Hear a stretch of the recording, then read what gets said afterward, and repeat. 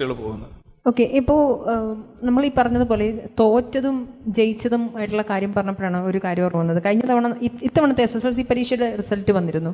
99.6% കുട്ടികളും പാസ്സായി. ആകെ എഴുതിയ കുട്ടികൾ 70,000-ഓളം ആളുകൾക്ക് ഫുൾ A+ ലഭിച്ചു. നമ്മുടെ ഒരു വിദ്യാഭ്യാസത്തിൻ്റെ നിലവാരം എപ്പോഴും നമ്മൾ പരിശോധിക്കുന്ന ഇങ്ങനെ ഏതെങ്കിലും ഒരു ചെക്ക് പോസ്റ്റിൽ നിന്ന് +2 റിസൾട്ട്, SSLCയുടെ റിസൾട്ട്, എഞ്ചിനീയറിംഗ് പരീക്ഷയിലെ ഇതൊക്കെ പല രീതിയിലുള്ള രീതികൾ നമ്മൾ ആലോചിക്കാറുണ്ട്. വഴിയെ പോയ ആൾ പോലും ഇത്തവണത്തെ SSLC പരീക്ഷയിൽ ജയിച്ചു എന്ന രീതിയിലുള്ള വാചകങ്ങൾ കേൾക്കുമ്പോൾ ഇതൊക്കെ നമ്മുടെ വിദ്യാഭ്യാസ നിലവാരത്തിനെ നമുക്ക് വെച്ച് അളക്കാൻ പറ്റും. നല്ലൊരു നിലവാരത്തിലാണോ കേരളത്തിൻ്റെ വിദ്യാഭ്യാസം ഉള്ളത് എന്നൊരു ഈ പരീക്ഷ എന്ന് പറഞ്ഞാൽ എന്താണ്? കുട്ടി എവിടെ നിൽക്കുന്നു, അല്ല അയാളുടെ നിലവാരം എന്തെന്ന് അറിയാനായിട്ട് അധ്യാപകരും ബോർഡും എല്ലാവരും ജനങ്ങളൊക്കെ നടത്തുന്ന ഒരു ശ്രമമാണ്. ഈ പരീക്ഷ രണ്ട് രീതിയിൽ മറികടക്കാം. ഒന്ന്, വളരെ ലോ ലെവലിലുള്ള ചോദ്യങ്ങൾ ചോദിക്കുക. രണ്ട്, വളരെ ലോ ലെവലിൽ മാർക്ക് കൊടുക്കുക. ഈ രണ്ട് രീതിയാണ്. അതായത് ലോ ലെവൽ, ഇപ്പോൾ ഉദാഹരണമായിട്ട് നിങ്ങൾ കേരളത്തിൻ്റെ തലസ്ഥാനം ഏത്, ഇങ്ങനെയൊക്കെയുള്ള ചോദ്യങ്ങൾ ചോദിക്കുകയാണെന്നുണ്ടെങ്കിൽ ഒരു 10 ചോദ്യങ്ങളായി അല്ലെങ്കിൽ 10-ൽ 10 വാങ്ങിച്ചെന്നിരിക്കും. കണക്കും അതേ കണക്ക് കൊടുക്കാം, മറ്റും കൊടുക്കാം. ഇപ്പം ചോദ്യങ്ങൾ ഒരുപാട് താഴ്ത്തിക്കെട്ടുക, വാല്യുവേഷൻ വളരെ ഉദാരമാക്കുക. അതായത് മാർക്കിങ്, അവാർഡിങ് മാർക്ക്, ഇത് രണ്ടുകൂടെ വരുമ്പോഴാണ് ഈ ഇത്രയധികം ആളുകൾ ജയിച്ചു വരുന്നത്. ചോദ്യങ്ങളുടെ കാര്യത്തിലുണ്ട്, വാല്യുവേഷൻ്റെ കാര്യത്തിലുണ്ട്. അപ്പോൾ ഈ നമ്മളൊരു പൊതുവായിട്ടുള്ള ഒരു പരീക്ഷയുടെ ഈ രണ്ട് നിലവാരങ്ങളും പോയതിന് ശേഷം പരീക്ഷ ജയിക്കുന്ന ഒരാളെ നമുക്ക് പഴയ ജയിച്ച ഒരാളെ പോലെ കാണാൻ പറ്റില്ല. മനസ്സിലായല്ലേ? ഇപ്പോൾ ആളുകൾ ഇപ്പോൾ ഇത്രയും പേര് ജയിക്കുന്നു എന്ന് പറയുമ്പോൾ എങ്ങനെയാണ് ജയിച്ച ആ പ്രോസസ്സ് വളരെ ഇമ്പോർട്ടൻ്റ് ആണ്. 99.7% എന്ന് പറയുമ്പോൾ പിന്നെ തോറ്റവരെ കണ്ടെത്താനായിട്ട് CBI അന്വേഷണം വേണ്ടി വരുന്നത്. അവരെ ഇറങ്ങിയാലേ പിന്നെ കണ്ടെത്താൻ പറ്റുള്ളൂ. അപ്പം ഇത് വളരെ പരിഹാസ്യമായിട്ട് മാറിയിട്ടുണ്ട്. ഇപ്പം നമുക്കറിയാം, 10 മാർക്ക് 50-ൽ വാങ്ങിക്കാന്നുണ്ടെങ്കിൽ ഒരാൾക്ക് ജയിക്കാന്നുള്ള അവസ്ഥയാണ്. ഇപ്പം 50-ൽ 10 മാർക്ക് കൊടുക്കുന്ന രീതിയുടെ നോക്കുകയാണെന്നുണ്ടെങ്കിൽ 10 മാർക്ക് വാങ്ങിക്കാതിരിക്കാൻ ആർക്കും കഴിയില്ല എന്നുള്ള അവസ്ഥയുണ്ട്. അല്ലെന്നുണ്ടെങ്കിൽ വീട്ടിൽ വല്ല കരപ്പനോ അല്ലെങ്കിൽ എന്തെങ്കിലും ചിക്കൻ കുനിയൊക്കെ പിടിച്ച് കിടക്കുകയാണെന്നുണ്ടെങ്കിലേ തോക്കുള്ളൂ. അല്ലെന്നുണ്ടെങ്കിൽ എഴുതാതിരിക്കണം. പരീക്ഷ എഴുതാതിരുന്നാലും അവർ വെറുതെ വിടുമെന്ന് തോന്നില്ല. അത് വളരെ രസകരമായ ഒരു അവസ്ഥയാണ്. അതുകൊണ്ട് ഇപ്പോൾ ഇതിൻ്റെ ഒരു സാച്ചുറേഷൻ മതിയായി.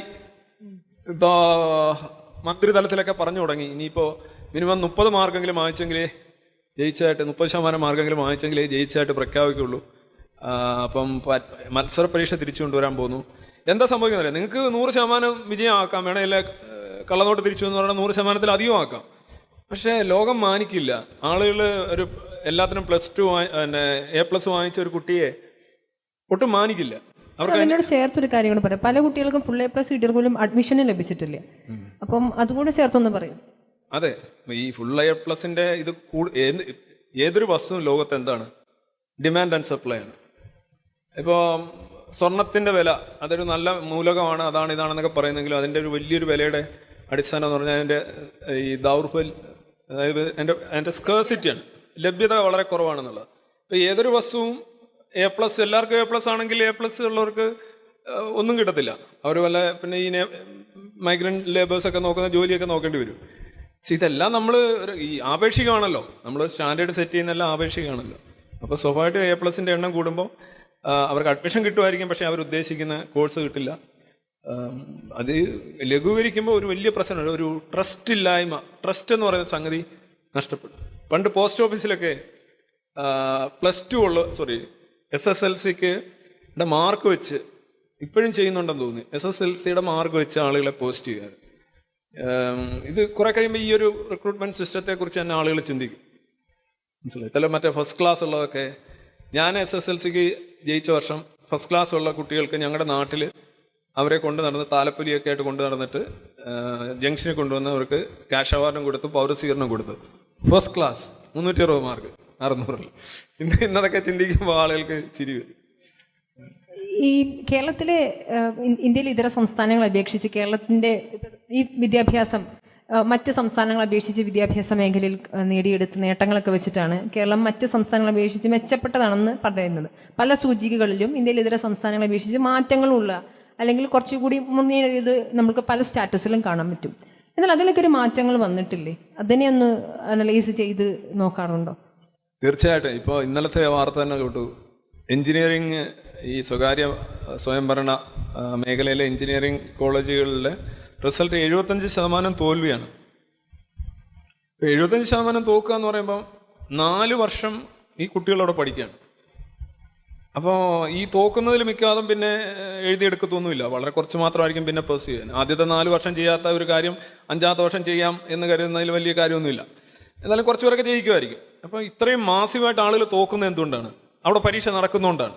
ഈ പറയുന്ന 25% വിജയം എന്ന് പറയുന്നതാണ് യഥാർത്ഥത്തിൽ നമ്മളുടെ വിദ്യാർത്ഥികളുടെ യഥാർത്ഥത്തിലുള്ള റിയൽ റേറ്റ് എന്ന് പറയുന്നത് അതാണ്. അത് SSLCക്കായാലും അത്രേ വരുള്ളൂ, +2-നായാലും അത്രേ വരുള്ളൂ. അത് താഴോട്ട് വരുമെന്നേ ഉള്ളൂ.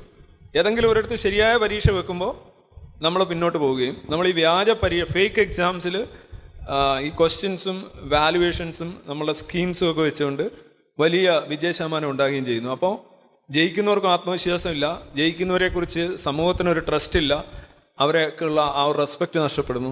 ഇതൊരു വലിയൊരു ചെയിൻ റിയാക്ഷൻ പോലെ ഇതൊരു ഡിസാസ്റ്ററിലേക്ക് പോകും.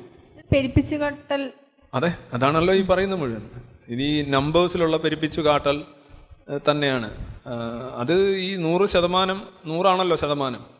അപ്പം അതിനകത്ത് ഈ ട്രസ്റ്റ് നഷ്ടപ്പെടുക എന്ന് പറഞ്ഞാൽ ഭയങ്കരമാണ്. വിശ്വാസം നഷ്ടപ്പെടുക, ഒരു മ്യൂച്വലായിട്ടുള്ള, അതാണ് ഇപ്പോൾ സംഭവിച്ചുകൊണ്ടിരിക്കുന്നത്. അടുത്തിടെ